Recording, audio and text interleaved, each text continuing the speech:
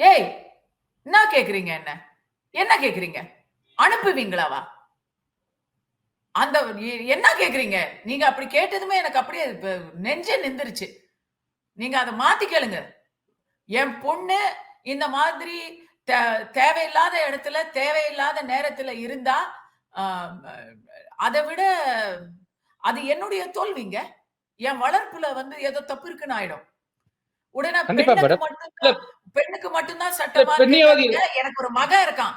என் மகன் ராத்திரி 11 மணிக்கு ஏதோ ஒரு பொட்ட புள்ளைய கூட்டிக்கிட்டு எங்கேயாச்சும் போனான்னா, என் மகனையுமே நான் கண்டிப்பேங்க.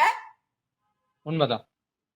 இந்த பையன் இங்க இந்த இந்த ஆட்டோ மெக்கானிக் பையன் இதுல சம்மந்தப்பட்டிருக்கிறானே, அந்த பையனுக்கு என்ன தேவைன்றேன் நானு.